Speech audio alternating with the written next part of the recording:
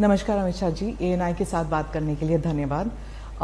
भारत एक किस्म से दो जंग लड़ रहा है, एक तरफ कोविड तो दूसरी तरफ चाइना की फौज लद्दाख में हमें तंग कर रही है, घुसने की कोशिश कर रही है।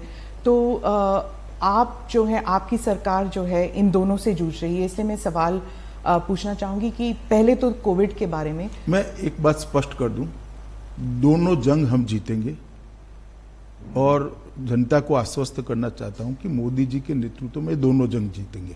परंतु आज मैं सिर्फ कोविड और विशेषकर दिल्ली की कोविड की परिस्थिति के लिए बात करने के लिए आपके सामने हूं, क्योंकि विगत 2 सप्ताह में दिल्ली में बहुत सारे कदम उठाए गए हैं, कोऑर्डिनेशन भी बढ़ा है और धीरे धीरे स्थिति को हम सुधारने का प्रयास कर रहे हैं। मगर कुछ चीजें ऐसी हैं जो दिल्ली की जनता से साझा करना जरूरी है और जागरूकता की दृष्टि से भी ये जरूरी है और उनको जो करना है उसके लिए भी जरूरी। इसलिए आज विशेषकर दिल्ली के कोरोना वायरस की स्थिति पर, संक्रमण के फैलने की स्थिति पर और देश के कोरोना वायरस संक्रमण पर ही बात करेंगे, एक लिमिटेड सब्जेक्ट पर बात करेंगे। जी, दिल्ली के बारे में आप कह रहे थे तो मैं दिल्ली से ही सवाल करती हूँ कि दिल्ली की तुलना जो है वो वुहान से की जा रही है कि बेड नहीं है, टेस्टिंग नहीं है और जनता में एक रोष भी है, घबराहट भी है कि जो हॉस्पिटल्स हैं वो मना कर रहे हैं कुछ लोगों को लेने के लिए और अगर अंदर ले भी रहे हैं तो उनकी फीस बहुत ज्यादा है। तो इसको निपटने के लिए क्या किया जा रहा है? देखिए, मैं थोड़े चरणबद्ध आपके सभी सवालों के जवाब दूंगा, मगर पहले मैं एक स्थिति स्पष्ट कर दूं कि लगभग जून के दूसरे सप्ताह में दिल्ली के उप मुख्यमंत्री मनीष सिसोदिया का एक बयान आया। सिसोदिया जी ने बताया कि भाई 31 जुलाई को दिल्ली में 5.5 लाख तक कोरोना के संक्रमित हो जाएंगे, ना जगह बचेगी, ना बेड बचेंगे और एक प्रकार से स्थिति खराब होगी। इससे दिल्ली की जनता में बहुत सारा भय हुआ। उनका अनुमान जो था वो आंकड़ों के आधार पर था, मैं वो अनुमान सच गलत उसमें जाना नहीं चाहता, परंतु एक भय की स्थिति पैदा हुई और कई लोग पलायन की भी सोचने लगे।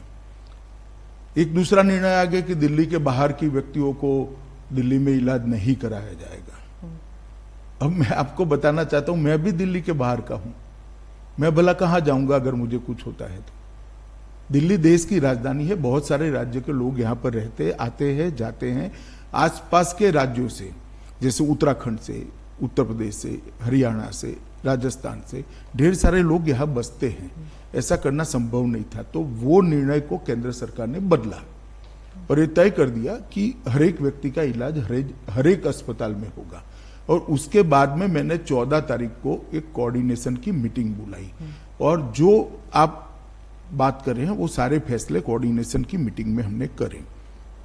एक कोऑर्डिनेशन की मीटिंग बुलाने की जरूरत इसलिए पड़ी कि दिल्ली का जो एडमिनिस्ट्रेटिव खाका है, इसमें 3, जहां तक कोरोना का सवाल है, 3 एडमिनिस्ट्रेटिव रोल 3 संस्थानों का आता है। तो दिल्ली सरकार स्वतः, दूसरा MCD 3 म्युनिसिपल कॉरपोरेशन और तीसरा भारत सरकार।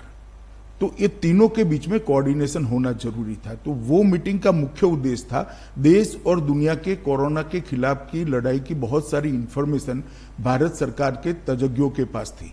जैसे डॉक्टर पॉल है, नीति आयोग के मेंबर हैं, हमारे डॉक्टर भार्गव है, ICMR के हैं और एम्स के डायरेक्टर गुलेरिया जी हैं। ये तीनों के पास पूरे देश भर की स्थिति और दुनिया भर की लेटेस्ट स्थिति की जानकारी थी। भारत सरकार काफी कुछ मदद भी कर सकती है। दिल्ली सरकार का स्वास्थ्य विभाग और दिल्ली सरकार का मेन रोल है ही है और अस्पताल बहुत सारे MCD के हैं, नीचे के कर्मचारियों की संख्या भी MCD की ज्यादा है। तो एक व्यापक अभियान कोरोना के खिलाफ चलाना है तो तीनों ने मिलजुल कर काम करना पड़ेगा। तो मैंने मीटिंग बुलाई, इसमें दिल्ली के मुख्यमंत्री जी भी आए, उप मुख्यमंत्री जी भी आए, भारत सरकार के स्वास्थ्य मंत्री भी थे, ये तीनों डॉक्टर भी थे और बाद में MCD के मेयरों के साथ भी मीटिंग की। इसमें हमने बहुत सारे निर्णय लिए और आज मैं कह सकता हूं विश्वास के साथ कि 5.5 लाख वाली स्थिति 31 जुलाई तक नहीं आएगी।